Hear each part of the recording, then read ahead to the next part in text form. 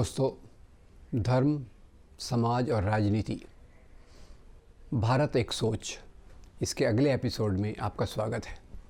पिछले एपिसोड में हम बात कर रहे थे कि सामान्य सामाजिक सोच, लोगों की सोच को कैसे बनाया गया, उसको कैसे सांप्रदायिक दिशा दी गई, उसके आधार पर नफ़रत कैसे पैदा की गई। और इसमें बहुत सारी चीज़ें हैं जो हम पूरे इसमें कवर नहीं कर पाएंगे। उसमें कुछ छोटी छोटी पुस्तिकाएं हैं जिसमें इनके बारे में एक एक विस्तार में हमने दिया है, पर यहाँ हम केवल 3-4 मुद्दों के बारे में बात करेंगे। और एक सबसे बड़ा जो मुद्दा था जिसने भारतीय समाज में उथल पुथल मचा दी, जिस मुद्दे के कारण बाद में भारतीय समाज में सांप्रदायिकता बहुत तेज़ी से बढ़ी, वो मुद्दा था मंदिरों के तोड़े जाने का। और मुझे याद है कि जब 6 दिसंबर 1992 को बाबरी मस्जिद गिराई गई तो दोस्तों जो बहुत बड़ा आंदोलन चलाया गया, वो बाबरी मस्जिद के चारों तरफ चलाया गया। एक बहुत बड़ा मुद्दा खड़ा किया गया कि ये जो बाबरी मस्जिद है, इसके नीचे राम मंदिर था, भगवान राम का जन्म वहीं हुआ था। तो एक नारा लगाया गया, मंदिर वहीं बनाएंगे। उसके आधार पर पूरे देश में रथ यात्राएँ निकली, बहुत सारे आंदोलन हुए। और ये बात एक अवलोकन की है, कई फिल्मों में भी इसको दिखाया गया है, डॉक्यूमेंट्रीज़ में लाया गया है कि रथ यात्रा के पीछे पीछे सांप्रदायिक दंगे होते गए। अब जहाँ तक ये सवाल है, अभी तो खैर भगवान राम के मंदिर का उद्घाटन भी हो चुका है। प्राइम मिनिस्टर नरेंद्र मोदी जी ने उसका उद्घाटन भी किया है। उसके नाम पर बहुत चंदा भी वसूला गया है, कुछ मर्ज़ी से और कुछ ज़बरदस्ती से।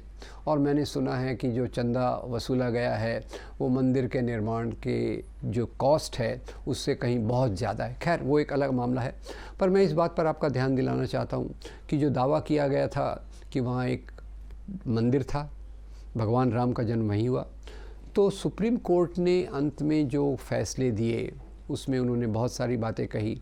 और मुख्य रूप से एक बात कही कि वहाँ मंदिर होने का प्रमाण नहीं है। दूसरा, भगवान राम का जन्म वहीं हुआ था, इस बात को भी कहना बहुत मुश्किल है। खैर कोर्ट ने इस बात को स्वीकार किया कि 6 दिसंबर 1992 को जो मस्जिद गिराई गई वो एक अपराध था। ये बात और है कि अपराधियों को सज़ा न देने के कारण ढूंढे गए। और ये भी कहा गया कि 1949 में जब राम लल्ला की मूर्तियों को मस्जिद में रखा गया, वो भी एक अपराध था, वो भी एक इलीगल काम था। ये 2 बातें उन्होंने स्वीकार की। सुप्रीम कोर्ट ने जो फैसला दिया उसमें उन्होंने निश्चित रूप से ये कहा कि 1949 में जो मूर्तियां रखी गई वो एक अपराध था। 6 दिसंबर 1992 को जो मस्जिद गिराई गई वो भी एक अपराध था। खैर ये इसके साथ अब इस बात पर आते हैं कि ये बात आई कहाँ से कि वहाँ पहले एक मंदिर था। ये एक मोटे तौर पे एक बात को प्रचलित किया गया है कि मुसलमान राजाओं ने मंदिरों को तोड़कर वहाँ मस्जिद बनाई। जहाँ तक बाबरी मस्जिद का सवाल है, इस पर एक बहुत अच्छी किताब है एस गोपाल द्वारा संपादित एनाटॉमी ऑफ कन्फ्रंटेशन। अब एनाटॉमी ऑफ कन्फ्रंटेशन इसका एक सही हमको कारण बताती है। उसमें बताते हैं कि मिसेस A.F. बेवरिज, जो एक ब्रिटिश ऑफिसर थी, उन्होंने अपने लेखन में जब वो बाबरी मस्जिद का उल्लेख कर रही थी तो बाबरी मस्जिद का उल्लेख करते समय वहाँ एक एस्टेरिक्स बिंदी लगाई, फुटनोट पाद टिप्पणी लिखी कि शायद यहाँ पहले मंदिर रहा होगा। ख्याल कीजिए, मेरे शब्दों को ख्याल कीजिए, वो क्या कह रही है, शायद यहाँ पहले मंदिर रहा होगा। तो आने वाले समय में धीरे धीरे शायद के बदले निश्चित हो गया यहाँ मंदिर था, और फिर यहाँ भगवान राम का ही मंदिर था, फिर भगवान राम का जन्म वहाँ हुआ। ये सब बात कही। वैसे देखा जाए तो अयोध्या में भगवान राम के बहुत सारे मंदिर हैं, एक मंदिर नहीं है, करीब 20 के ऊपर मंदिर हैं। और हर एक मंदिर का पुजारी ये दावा करता है कि भगवान राम का जन्म उन्हीं के मंदिर में हुआ था। अब ये तो हमारे लिए बड़ी दुविधा की बात है कि एक मंदिर को इसके लिए कहा जाता है। अब तीसरी बात इसमें जो कहूँ वो सबसे महत्वपूर्ण बात है कि दुनिया के महानतम राम भक्त जो थे उनमें से एक थे गोस्वामी तुलसीदास। गोस्वामी तुलसीदास ये अयोध्या में उसी समय रहते थे जिसके 10-15 साल आगे पीछे ऐसा कहा जाता है कि भगवान राम के मंदिर को तोड़ा गया। तो मेरे सामने एक तार्किक लॉजिकल सवाल ये आता है कि इतने बड़े राम भक्त जिन्होंने वास्तव में राम कथा को लोकप्रिय बनाया। ये यहाँ मैं इंसिडेंटली आपको बता दूँ कि भगवान राम की कथा को किसी ने सबसे लोकप्रिय बनाया तो गोस्वामी तुलसीदास थे, क्योंकि उन्होंने सरल अवधी भाषा में रामायण को लिखा, जिसके कारण ये ज़्यादा लोकप्रिय हुई। खैर, तो गोस्वामी तुलसीदास अगर उनके सामने उनके आराध्य देव का मंदिर तोड़ा होता तो निश्चित रूप से वो अपनी आत्मकथा में इसका उल्लेख करते, पर उनके कथाओं में कहीं भी इसका कोई उल्लेख नहीं है। इसके उलट वो एक बहुत प्यारी बात लिखते हैं। वो लिखते हैं, तुलसी सरनाम गुलाम है राम को, जाको रुचे सो कह वहु, मांग के खाइबो मसीत मसोइबो, लेबे को एक न देबे को दो। वो तो कहते हैं मैं भगवान राम का गुलाम हूँ, दुनिया से मुझे कुछ लेना देना नहीं है, मांग के खाता हूँ, मस्जिद में सोता हूँ। ये अपने बारे में कह रहे हैं और हम उसके बारे में कुछ और ही कहते हैं। खैर, ये बाबरी मस्जिद का सवाल आया। अब उसी के साथ साथ दूसरा आया कि जैसे सोमनाथ के मंदिर का पहले मैंने एक ज़िक्र करना चाहूँगा कि सोमनाथ के मंदिर आज़ादी के बाद जो मैंने आपको बताया कि महात्मा गांधी ने कहा कि मंदिर का निर्माण करना ये सरकार का काम नहीं है, और पंडित नेहरू ने मंदिर की परिभाषा, एक नई परिभाषा हमारे सामने रखी। तो खैर, सोमनाथ के मंदिर में बहुत चर्चा की जाती है, महमूद गजनवी कितना ख़राब था, उसने हमारे मंदिर को तोड़ा।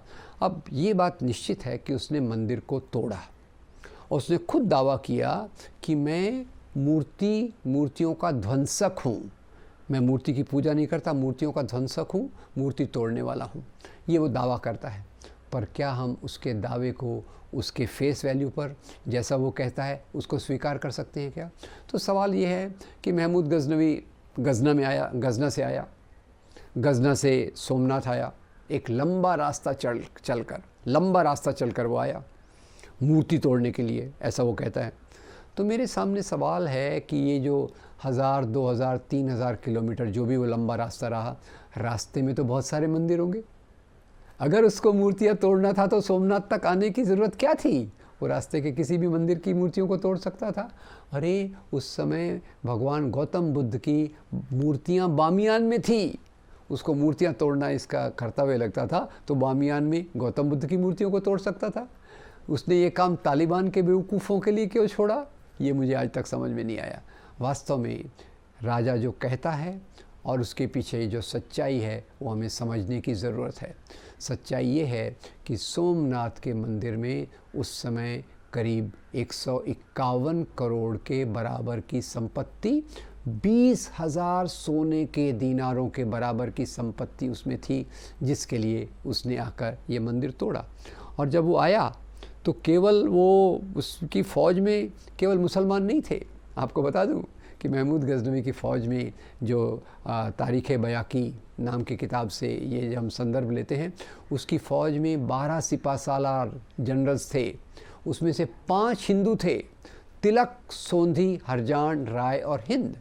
और वो जब आया तो उसने अपने साथ साथ ये इस मंदिर के तोड़ने में वो सब थे। और ये भी आपको बता दूं कि एक बार उसका झगड़ा केवल यहीं से नहीं था, यहाँ तो वो संपत्ति के लिए लूटने के लिए आया था। उसका दूसरा, मुल्तान के राजा अब्दुल फत दाऊद से भी उसकी अनबन थी, और उसने उन दोनों की लड़ाई में मुल्तान की मस्जिद भी टूट गई थी। और तीसरी बात बता दूं कि महमूद गजनवी के मरने के बाद उसके उत्तराधिकारी मसूद ने अपनी फ़ौज को तिलक नाम के सेनापति के नेतृत्व में भेजा सेंट्रल एशिया में एक मस्जिद को तोड़ने, क्योंकि उस मस्जिद के नीचे भी संपत्ति के भंडार थे। कई बार राजा लोग, नवाब लोग इन जगहों पर अपनी संपत्ति को छुपा के रखते थे, ये उसका एक कारण है। और जहाँ तक संपत्ति का सवाल है, ये तो आपके सामने क्लियर है कि मंदिरों में तो संपत्ति के भंडार ही भंडार हैं। आपको पता होगा केरला का पद्मनाभ मंदिर, और हमारे शिरडी के साईं बाबा का मंदिर, तिरुपति बालाजी का मंदिर, मंदिरों की इतनी बड़ी लिस्ट है जहाँ संपत्ति के बहुत बड़े भंडार हैं। तो खैर, मंदिर तोड़ने का एक कारण ये रहा कि जहाँ संपत्ति के लिए इसको तोड़ा गया। फिर दूसरे एक आपको मैं उदाहरण देना चाहता हूँ, एक आर्कियोलॉजिस्ट हिस्टोरियन रिचर्ड ईटन के बारे में। रिचर्ड ईटन बताते हैं कि कई जो राजाओं की लड़ाइयाँ होती थी, ख़ास तौर से हिंदू राजाओं की जब लड़ाइयाँ होती थी, तो जीतने वाला हिंदू राजा हारने वाले हिंदू राजा के कुल देवता की मूर्ति को तोड़कर खुद के कुल देवता की मूर्ति को वहाँ प्रस्थापित करता था। और ये काम वो हिंदू धर्म के अपमान के लिए नहीं करता था। इसके दो कारण थे। नंबर 1, हारे हुए राजा का अपमान करना, और नंबर 2, प्रजा को ये संदेश देना कि अब से यहाँ का राजा मैं हूँ, आपको जो टैक्स देना है वो टैक्स लगान ये मुझे देना है। ऐसे ही खैर औरंगज़ेब के बारे में तो बहुत सारी बातें कही जाती हैं। निश्चित रूप से उसमें काशी के विश्वनाथ के मंदिर को तोड़ा। औरंगज़ेब थोड़ा अलग भी था, वो मुसलमानों के बीच में वो ओलेमाओं के प्रभाव में ज़्यादा था। उसने मंदिर रिपेयर की पॉलिसीज़ को भी थोड़ा अलग किया हुआ था, तो उसके कारण जो हैं उसमें अलग अलग लोगों ने अलग अलग राय रखी है। एक राय ये भी है कि उस मंदिर में अनैतिक काम अब अनैतिक काम का तो आप समझते हैं कि हमारे आजकल कितने संत महात्मा जेलों की दीवारों के पीछे हैं, तो इसलिए मुझे उसका विस्तार करने की ज़रूरत नहीं है। पर खैर उसका कोई निश्चित प्रमाण न होने के कारण हम उस बात पर नहीं जाते। पर मैं ये बात आपके सामने रखना चाहता हूँ कि सभी राजाओं में आप औरंगज़ेब को ही क्यों चुनते हैं, ये बताने के लिए कि सब मुसलमान राजा खराब थे। औरंगज़ेब का भाई दारा शिकोह, उसने तो यहाँ के संतों के साथ बहुत मेल जोल रखा। उसने यहाँ भारत के उपनिषदों का अनुवाद ये पर्शियन में करवाया। अकबर ने तो धर्मों के मेल जोल के लिए दीन इलाही नाम का धर्म चलाया। सुलह कुल की बात की। तो जहाँ तक औरंगज़ेब के मंदिर तोड़ने का सवाल है, उसमें एक ये भी बात आना चाहिए कि औरंगज़ेब ने कई मंदिरों को दान भी दिए। आपके सामने मैं डॉक्टर विशंबरनाथ पांडे की एक किताब का उल्लेख करूँगा। डॉक्टर विशंबरनाथ पांडे की ये किताब का टाइटल है फरमान्स ऑफ किंग औरंगज़ेब, औरंगज़ेब द्वारा दिए गए कोर्ट के आदेश, सरकार के आदेश। ये उन्होंने क्या किया, डॉक्टर विशंबरनाथ पांडे ने क्या किया, उत्तर भारत के बहुत सारे मंदिरों के पुजारियों के पास औरंगज़ेब द्वारा दिए गए जो फरमान थे उनको जमा किया। और उस फरमान में उनको भी आश्चर्य हुआ कि वो कितने मंदिरों को उन्होंने दान दिया। सभी मंदिरों की लिस्ट तो मैं आपके सामने नहीं बता सकता। ये किताब इसका एक राजकमल प्रकाशन की तरफ से आई थी, एक हमारे सेंटर ने पहले प्रकाशित की थी, कहीं ना कहीं वो उपलब्ध होगी। तो उसमें 3 मंदिरों के मैं नाम उल्लेख करूँगा जिसको औरंगज़ेब ने दान दिया। एक गुवाहाटी में कामाख्या देवी का मंदिर, दूसरा वृंदावन में भगवान कृष्ण का मंदिर, और तीसरा मध्य प्रदेश में उज्जैन में महाकाल का मंदिर। तो मेरे सामने ये बात एक दुविधा के रूप में आती है कि वही राजा एक मंदिर को तोड़ता है, वही राजा कई मंदिरों को दान भी देता है। मंदिरों को दान इसलिए देता है क्योंकि प्रजा की भावनाओं का आदर करना भी राजा का एक काम होता है। उसके चलते इस प्रकार की बातें निश्चित रूप से हुई होगी। और उसमें सबसे बड़ा उदाहरण जो है वो एक बार मराठा सेनाएं टीपू सुल्तान पर आक्रमण करने मैसूर के पास गई। दोनों की लड़ाई हुई और ये लड़ाई बिना हार जीत के फैसले के समाप्त हो गई। मराठा सेनाएं टीपू सुल्तान को नहीं हरा सकी, दोनों ठीक ठाक रही। मराठा सेनाएं अपने फ्रस्ट्रेशन में, निराशा में वापस लौट रही थी और वापस लौटते लौटते उन्होंने श्रीरंगपट्टनम का मंदिर तोड़ दिया। ख्याल कीजिए ये मंदिर क्यों तोड़ा। उन्होंने मंदिर इसलिए नहीं तोड़ा कि उन्हें हिंदू धर्म का अपमान करना था, उन्हें अपमान करना था टीपू सुल्तान का। और टीपू सुल्तान ने उस मंदिर की मरम्मत कराई, उसको रिपेयर कराया। क्यों? क्योंकि जैसे मैंने कहा टीपू सुल्तान उस मंदिर का चीफ ट्रस्टी था, सबसे महत्वपूर्ण व्यक्ति था। और अपने प्रजा की भावनाओं का आदर करना ये ज़्यादातर राजा लोग करते हैं। इसमें टीपू सुल्तान की कहा जाए तो उसने श्रृंगेरी के कामकोटी पीठम के मठ को बहुत बड़ा दान दिया। श्रृंगेरी मठ के जो आचार्य थे, शंकराचार्य थे, कहीं भी वो लड़ाई के लिए जाता था तो उनका आशीर्वाद देता था, पत्र लिखता था, उनको जगत गुरु के रूप में संबोधित करता था। और यही टीपू सुल्तान के बारे में और कुछ चीज़ों को हम बाद में देखेंगे। उनके ऊपर बहुत आरोप है कि उन्होंने लाखों ब्राह्मणों का कत्लेआम करवाया। ये हम देखेंगे उसने कत्लेआम करवाया कि नहीं, पर उस समय लाख ब्राह्मण उस एरिया में थे कि नहीं, ये मेरा डाउट है। मैं एक लॉजिकल सवाल रखता हूँ कि उस समय कितनी जनसंख्या रही होगी, जनसंख्या में ब्राह्मणों का प्रतिशत कितना है, और मैसूर के आसपास टीपू सुल्तान में क्या लाखों ब्राह्मण थे, ये भी एक सवाल है हमारे सामने। खैर, तो जहाँ तक ये सवाल हम देखते हैं कि मंदिर निश्चित रूप से तोड़े गए, और मंदिर हिंदू राजाओं ने भी कई बार मंदिर तोड़े। एक मैंने उदाहरण दिया आपको रिचर्ड ईटन की किताब से, दूसरा उदाहरण मैं दूंगा आपको कवि कल्हण की किताब राजतरंगिणी। कवि कल्हण राजतरंगिणी में लिखते हैं कि 11वीं शताब्दी के राजा कश्मीर के राजा हर्षदेव, 11वीं शताब्दी में कश्मीर के राजा हर्षदेव ने अपने राज्य के दौरान एक नए ओहदे, पद, पोस्ट का निर्माण किया। ये नई पोस्ट थी और उसका शीर्षक जरा ख्याल कीजिए, उसका शीर्षक था देवोत्पतन नायक। अब इसमें 3 शब्द हैं, पहला शब्द देव, दूसरा उत्पतन, तीसरा नायक, यानी वो अधिकारी जो देवताओं की मूर्तियों को उखाड़े। अब ये कौन अपॉइंटमेंट कर रहा है, हिंदू राजा या मुसलमान राजा? एक हिंदू राजा। और आगे कहीं लिखा है कि भाई आप वही मूर्तियों को उखाड़ के लाइए जो सोने चांदी की बनी हैं, जिसमें हीरे जवाहरात जड़े हैं, पत्थर की मूर्तियां आम लोगों के लिए छोड़ दीजिए। तो खैर, मंदिर तोड़े जाने के पीछे मुख्य रूप से ये 2 कारण थे।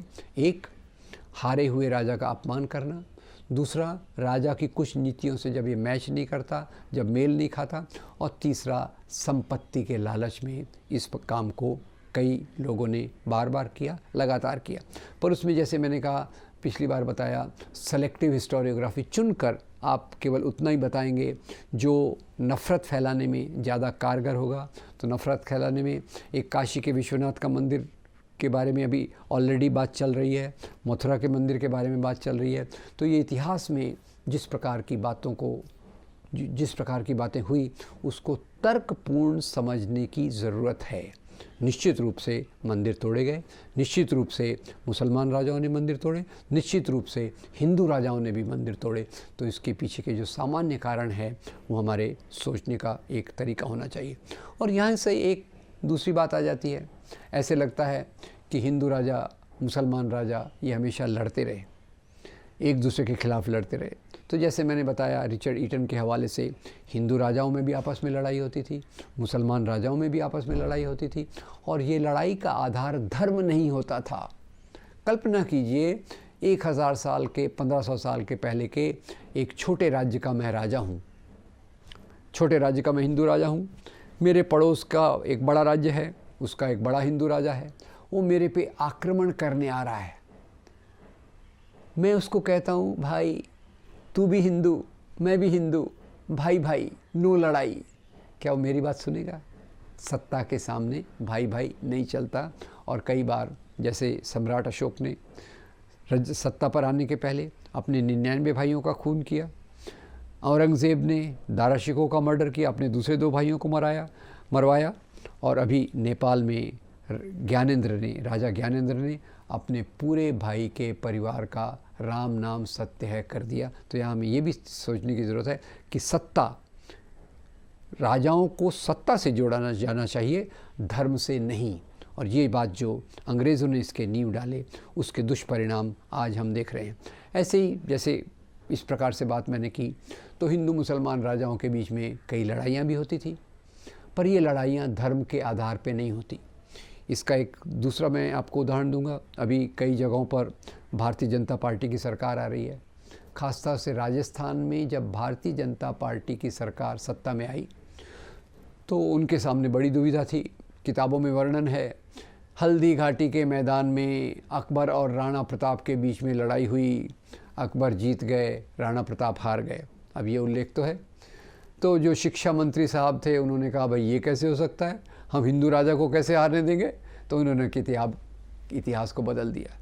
बदल क्या दिया कि हल्दी घाटी की लड़ाई में अकबर हार गए, राणा प्रताप जीत गए।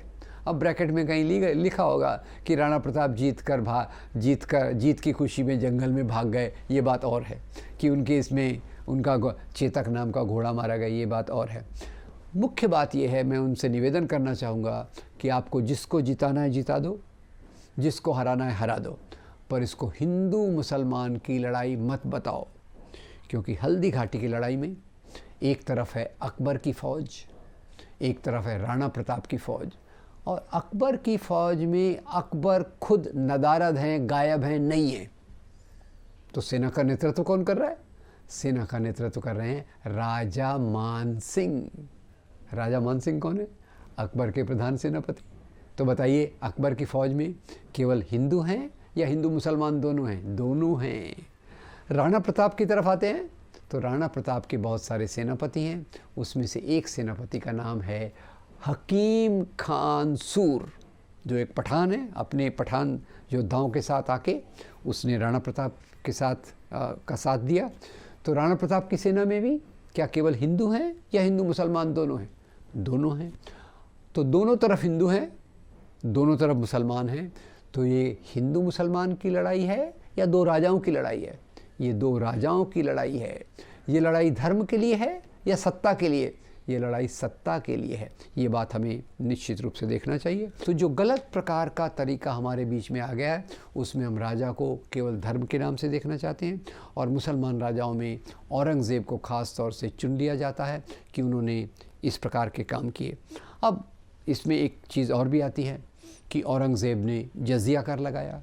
जजिया टैक्स के नाम पर भी लोगों में बहुत उनको लगता है कि जजिया टैक्स लगाया ताकि हिंदू लोग मुसलमान बन सकें। अब इससे कोई बड़ी बात नहीं, गलत बात नहीं हो सकती। इतने सारे मुसलमान राजा हुए, सभी राजाओं ने जजिया टैक्स नहीं लगाया, और औरंगज़ेब ने भी जो जजिया टैक्स लगाया वो उसने अपने राज्य के आखिर के 20-25 साल में लगाया, क्योंकि वो दक्षिण भारत में अपना सत्ता को विस्तार कर रहा था।